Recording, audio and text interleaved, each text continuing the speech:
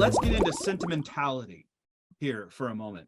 That was I saw the chapter title and I went, where are we going, Karen? I don't know where we're going. And you subtitle, Uncle Tom, Sweet Jesus, and my favorite, public urination. All right, Karen, that's the literature professor being a little bit provocative there. Let's bring that out. Explain to us this chapter. Well, the center of this chapter is really just, it's a common complaint. It's kind of its own trope now, and that's just sort of like how Christian and especially evangelical art in the modern age can be so bad, right? And lots of people complain about that. I mean, that wasn't always so in previous eras. Of many of the great musicians and painters and artists and sculptors and writers were Christians, but in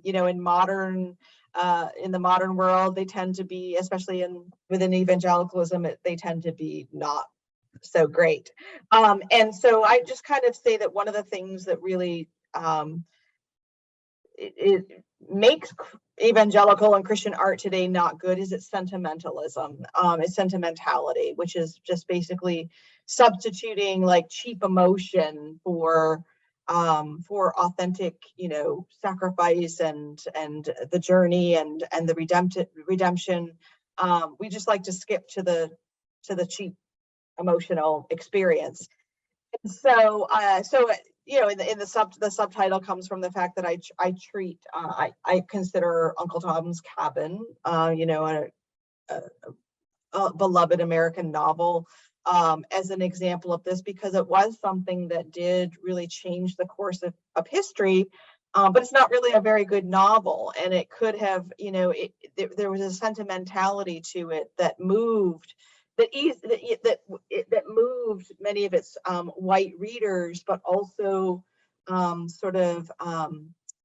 diminish the humanity of African Americans and slaves in particular, and by stereotyping them. And so it did do something good, but it also causes harm along the way, because it's because of its emphasis on emotional response. And that's what a lot of bad Christian art tends to do. And so then I moved to, and I don't want to give it all away, but I guess I do for the sake of your loyal listeners who stayed with this conversation this long. I will, the public urination probably needs an explanation. It wasn't me. It wasn't me. You go after it. I was like, oh no, he's the patron saint of Christian art, Thomas Kincaid. Oh yeah. Cottage man.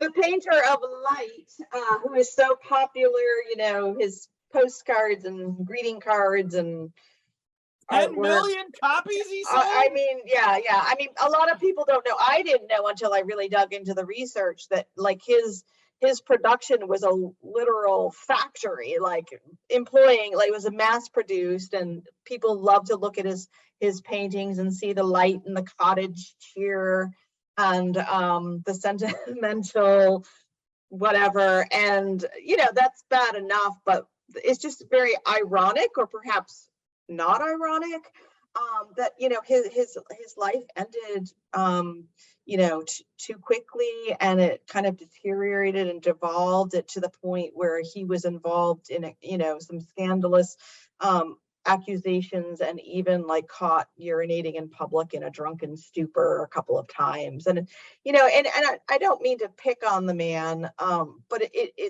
for me there's something emblematic about his life and his work, and that is it's that shiny happy people syndrome that I think we like to have and find too easily in our churches and in our faith life, where on the surface everything's cozy and cheery and filled with light, like his paintings, but you can't really, that doesn't sustain itself. If you try to sustain that level of shiny, cheery, happiness, that's not rooted in the real and doesn't make room for lament and for suffering and for the hard things, then it will come out sort of on the dirty underside, in the form of some like public urination, in a drunken stupor. I mean, again, I want to look at that metaphorically.